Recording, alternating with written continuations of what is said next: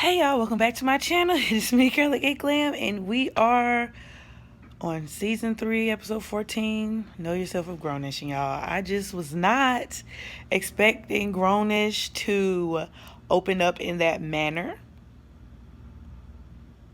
I honestly don't know what to say because this is a lot for me.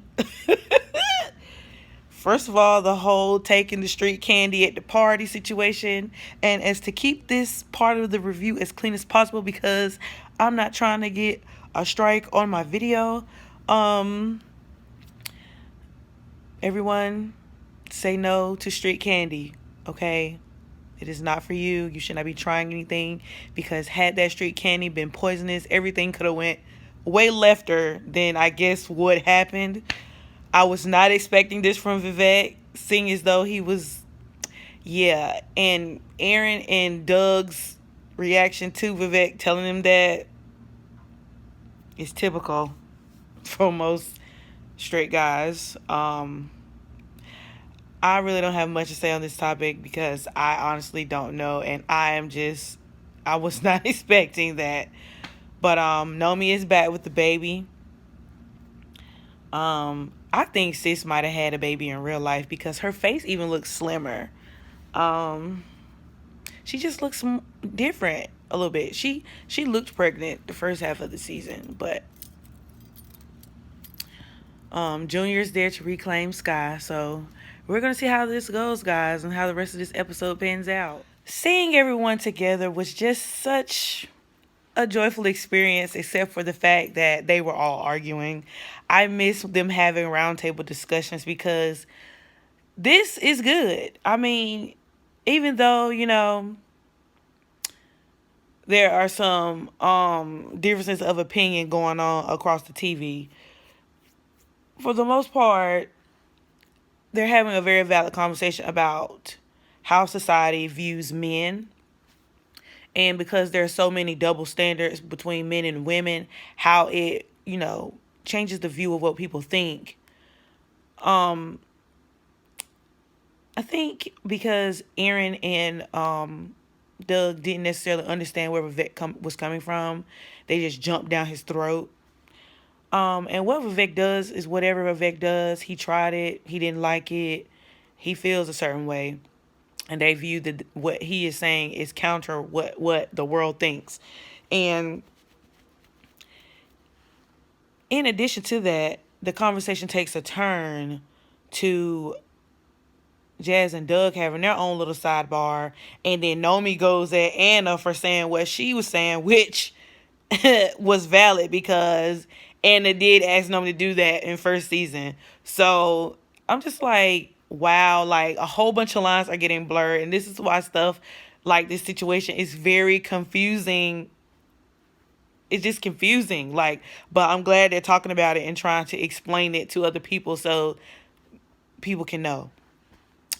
We're not gonna sidebar Doug calling Jazz a toss, which was very disrespectful in all kinds of manners. But Vivek was like, hey, if you don't like what I did and you don't think I'm man enough for you, I paid a ring here so all y'all can get out. I was like, yes, Vivek, drop the hammer on them and let them know, Vivek. Drop the hammer on them, Vivek, and let them know. Wow. And he was right. As them being his friends, they should be, if they love him, they should be, not as harsh on him. It was mad harsh. Mad harsh. But just crazy, y'all. It was so much to take in on that conversation because it was so many things that they tackled in the not the debate, but in them trying to talk about it. But I just cannot believe, because I know people go to college and people try all kinds of things people try all kinds of things in college, but it's funny that they are taking this from a guy, because had the interaction been 2 girls and a guy, they would have thought nothing of it. But because it was 2 guys and a girl, they are like having all this trouble with it. Also, Jazz made a very valid point. If the break was the break was mutual. They both agreed. She did ask. He did agree. If it was the other way around and if Doug had an interaction with another woman and he told Jazz, he would just automatically either have not cared or he would have expected Jazz to let it go because they're on the break and they're not together. But because she asked for it and then she ended up having an interaction, he's having a hard time letting it go. And that's part of the same conversation. But for him to call her a toss was downright demeaning and degrading. But obviously, this is not typical for Doug's behavior, and he's talking out of hurt because he did not expect that from Jazz. So, we're going to see how the rest of this episode pans out. Obviously, Junior feels a way that Sky is with Rodney. He still likes Sky. For him to have that whole interaction with the baby and the daddy thing at Titanium, crazy. Junior is crazy. Grownish and them outtakes at the end are so serious. Them they said they ain't never drank no smoothie through no straw. They talking about it's so much easier. Then when Van came to them a banana, for them to eat it, they looked at each other and was like, nah. Oh my God. Some things in this world are just so ignorant. Like, oh my God. Them buying Vivek that cake.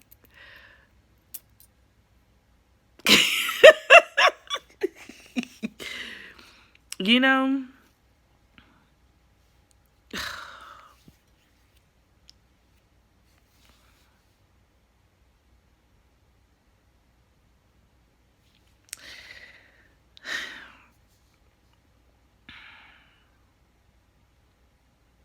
y'all, they sent Naomi to have a conversation with Aaron. And from the basis of the conversation, what she said to Aaron made sense. You know, it's just crazy that they had this whole experience with Vivek, because I just was not expecting for them to, Vivek doesn't have a storyline. Oh my God. Vivek doesn't have a storyline for a whole 2 years. And then they give him this one. And it's just like, to me, it's sort of extreme. But everything they said in tonight's episode was valid. Whether Doug and Aaron agreed with what everyone said, because sometimes it's okay not to agree. Like, it's okay not to agree. Like, people are going to live their lives, and they're going to make choices, they're going to make decisions that you're not going to agree with.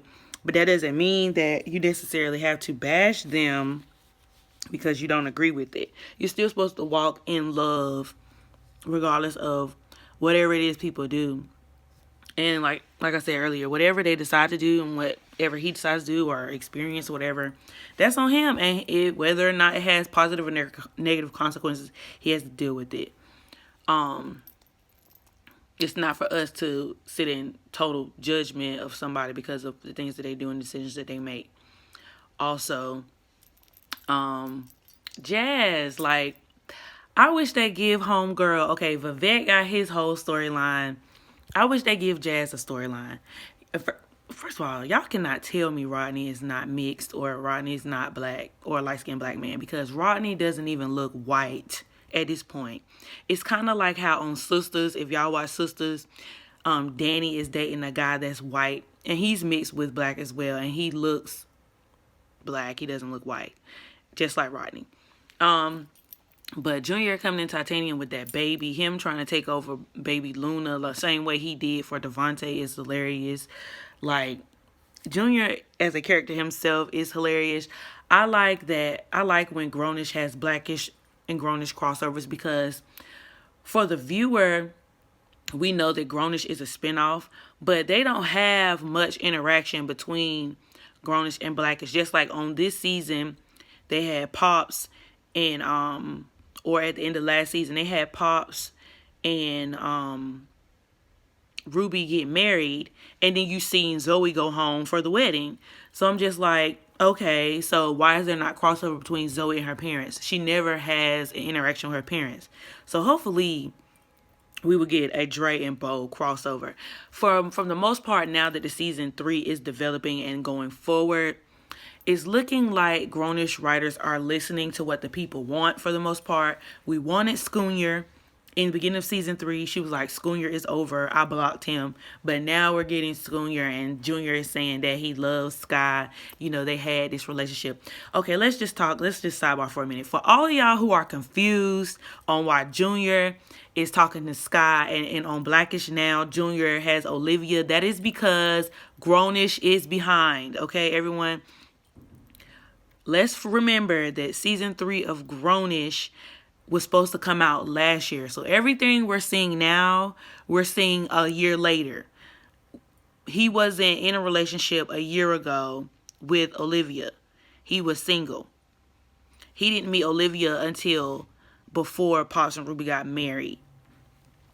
And because if we didn't have that break, because remember, Grownish came on last January, and then it started playing through March. And then last March, they went on, around this time, they went on a mid-season break, and it was supposed to come back in the summer.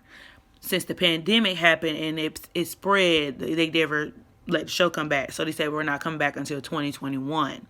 This is why the timeline is a little thrown off. And I wish they hadn't done that, because Blackish still went ahead and came out and did episodes, and so did Mixedish. I don't know why Grownish was behind. I don't know if it was the difference between being on the ABC lot and being on the Freeform lot, but I thought they were all on the same thing since they're all under the same conglomerate.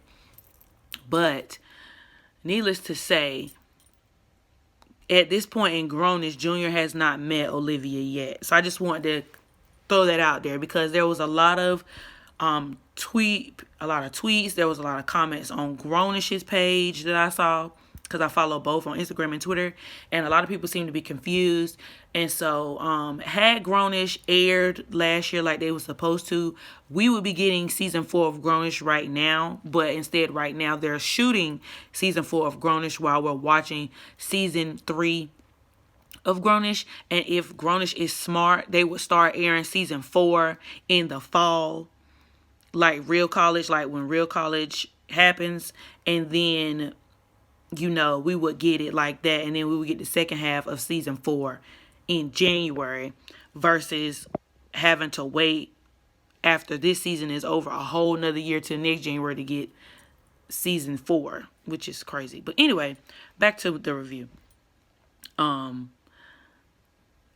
think it's just hilarious how Sky was just like, I like how you came and fought for me, Junior. Slide in my DMs. Like, sis is crazy. Then, we didn't get that much of Zoe. We did have that small interaction with her talking about heartbreak. And, I just wish that they had more of a crossover to make this seem real. But anyway, also, with Doug, I guess what they said made sense to Doug, because when Doug saw Ricky, he freaked out. Because at first, when the scene switched, I thought Jazz had set Doug up. I had to pause the episode. I was like, oh no, Jazz, no, baby girl. This ain't the Doug ain't that kind of man. This ain't what he wants, sis. You just can't say it. But then Doug saw him. It was a figment of his imagination. I was like, oh my God, I had to go back and rewind, because that had messed me up a little bit. I was like, oh no. But this interaction between Doug and Jazz is what I really wanted, because I'm just like, all they need to do is talk. Doug and Jazz have not done no talking this whole time. They was just balled up in feelings and having feelings toward each other, but won't saying nothing toward each other. And all they had to do was tell each other throughout the whole time, hey, I miss you, I love you. We might not be together, but I still feel this way for you. They should have just reaffirmed each other in the way they felt. And all of this could have been avoided possibly. I don't know if that could have been avoided with, Jazz still having her interaction with Ricky, but he ended up forgiving Jazz, and he told her he loved her, and he got pretty hot and steamy, which is also why I think, which I'm pretty sure they did have chemistry in real life, but their chemistry in real life definitely was displayed on screen, because that scene was very real. I forgot that I was watching TV for a minute. I was just like, I thought this was a reality TV show or something. You know how they be catching people on candid camera and the camera be in the room and they be doing stuff? I was like, oh my God, Jazz and Doug. I mean, I thought it was going to be a little kiss, but that was really, But I do like when Doug said, Doug is just a good guy. Like, he's just a good guy. After, he got all caught up, he was like, Jazz, I think we should stick the course. I don't think we should do this. You're almost done. He's so supportive. Jazz got her a good man. But anyway. But yes, y'all, that's the episode of Grownish. Despite everything, it was good. This was a very good episode. I like the direction in which the Grownish writers are going. Because for the first couple episodes, y'all, Grownish writers, it like y'all was struggling. We the people were unsatisfied. But I guess, now that you're getting well, you need to end well. And don't end well on no Zoe and Aaron mess, okay? But that's all I have for today's episode. Season 3, episode 14. Know yourself. Comment and subscribe. And follow me on Instagram and Twitter at CurlyGetGlam. And I'll be back with more videos. Deuces.